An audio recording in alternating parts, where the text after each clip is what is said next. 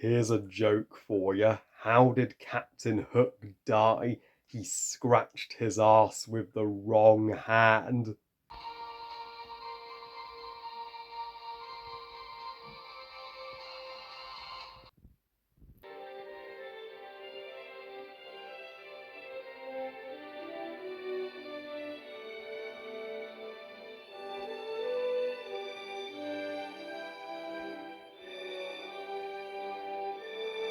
Hook, directed by Steven Spielberg, and is the first ever live action Peter Pan movie, and the only Peter Pan movie with no Pan or Peter in the title whatsoever. So Hook tells the story and taking place after the events of the classic Peter Pan story that we all know and love. So this is technically a sequel where Peter has left Neverland, he's come back to our world, he's grown up and has defied the legend, the boy who never grown up, and he's married Wendy's granddaughter and fathered two children with her, and he's able to come to his daughter's school plays, but he's been neglecting his son's baseball games and puts his job before his family. So he's a workaholic, but then one night in London, while they're staying at Wendy's, Captain Hook kidnaps Peter's children, and so it's up to Peter, with the help of Tinkerbell, to return to Neverland and come out of retirement and become Peter Pan again to face Hook.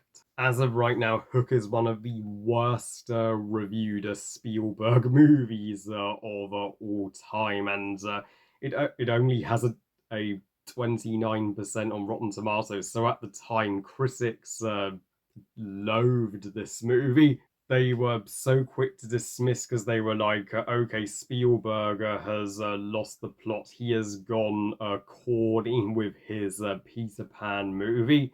But there are plenty who come to this movie's defense nowadays, myself included. There are far worse Peter Pan movies and far worse Spielberg movies than Hook.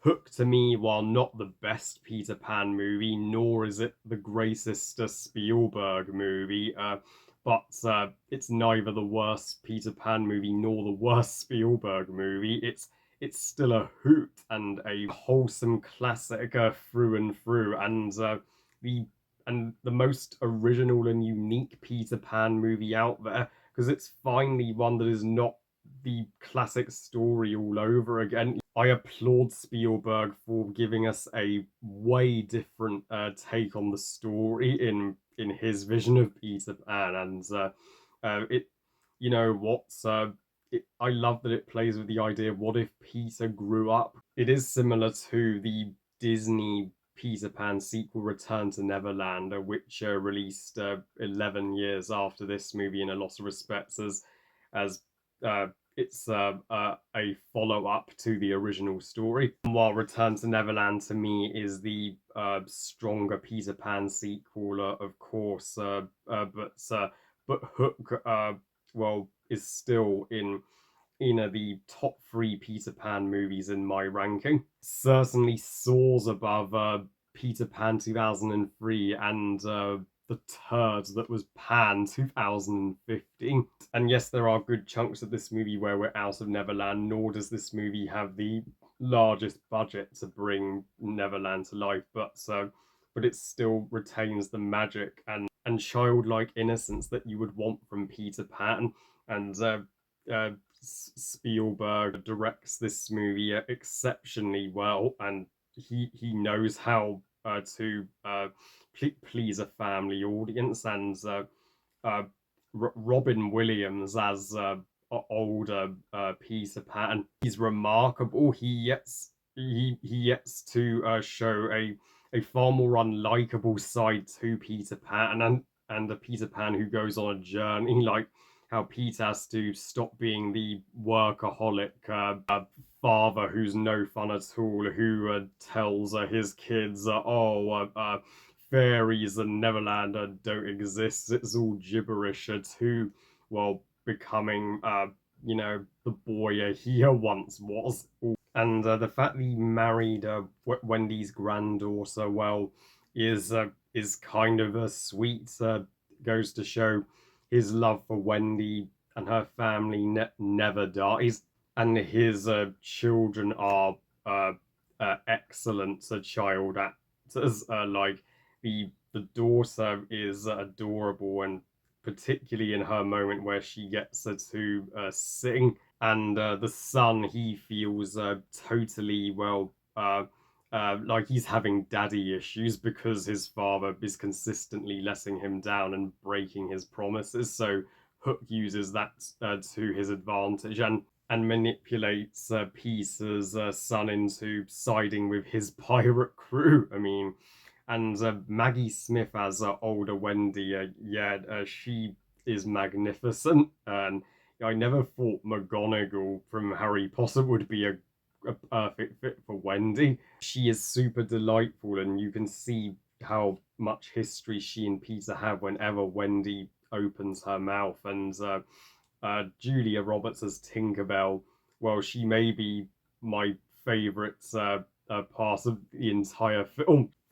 Freaking love her. Like she this Tinkerbell ain't to be messed with. And no, she is straight up badass, and she's kind of invincible in a way. Heck, if she just went to Neverland herself and dug Hook's hooker into his arse and rescued Peter's children, then this movie could have been over in a minute. And I never imagined a Tinkerbell as a talking character, but Julia Roberts is such a uh, uh, sweet and lovable voice that I kind of like seeing a more adorable version of Tinkerbell as opposed to the jealous one in the Disney animated classic. Uh, and Dustin Hoffman as Captain Hook. I mean, the titular antagonist. I mean, wow, he has class as Captain James Hooker. Like he is. He feels more of a personal threat to Peter in this movie than in any other, because he takes his children and turns his children to his side. And as if that wasn't enough, he even murders the lost boy who took leadership after Peter left Neverland. Like, yes, there's a death in a Peter Pan movie, but it never goes too dark. This movie is still very much light, uh, and his death when Tinkerbell knocks the crocodile statue on him. I mean, that is a bone crushing death, kind of hysterical at the same time. And the lost boys in this movie, uh, yeah, they feel very much like Peter's army, and use eggs and paint against the pirates, which they become an army of Easter bunnies or something. And yeah, and I love the rivalry between Peter and the other lost boy who takes charge after Peter's departure.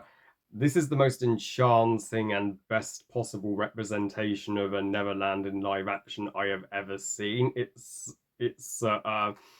done with minimal CGI, and even the mermaids, well, look so elegant here. And Captain Hook's ship is the most impressive set in the entire movie. And John Williams, well, enchanting score is so moving. It brings a tear to your eye. I mean, Spielberg and John Williams, a automatic perfect combo. It's far from my favorite John Williams score that he composed for Spielberg, but it is one of the more pleasant sounding Peter Pan soundtracks, despite not holding a candle to the Disney animated one. Though, if I had to criticize Hook, it would be its bloated runtime. Yeah, it's far too long at 2 hours and 20 minutes. Like, there's too much time in the first stanza in the human world in the US and London, and you just want Tinkerbell to get her ass in here and fly a Easter offer to freaking Neverland already. Come on, get this show on a roll. And fun fact: the couple that Tinkerbell lifts into the air in London with her pixie dust were Star Wars legends George Lucas and Carrie Fisher, who were close with Spielberg at that time. And there's even a special cameo for Phil Collins fans. Yet Phil Collins himself, baby. How did Phil Collins not compose any songs for Hook? I mean, missed opportunity or what? The second star to the right shines in the night for you. And yeah, I can understand if you have issue with some of the corniness of this movie, but it's Peter Pan. Spielberg couldn't make a version that's too gritty, or that wouldn't have worked. So overall, Hook is still my favorite of the live action Peter Pan movies, and I still think it's a prime example of why critics are sometimes incorrect. I give Hook 4 stars out of 5. Great movie. So yeah, I mean, uh, yeah, thank goodness that everybody thinks Rotten Tomatoes is totally wrong about this movie now. Well, I love you guys. Thank you for watching. I hope you guys enjoyed this review. What are your thoughts on Hook? Are you with me and feel it's a underrated magical gem and one of Spielberg's more underrated flicks, or do you think it's one of Spielberg's weaker movies and one of the lesser Peter Pan movies? And where does it rank in your Peter Pan ranking? Please comment and let me know. Please like this video and subscribe. Please follow on Twitter and Instagram. And I'll see you all next time when I do the rant you have all been eagerly anticipating this month. The extreme epic rant uh, on Peter Pan and whatever the fuck is. Oh boy. And remember, movies are us. Bye, guys.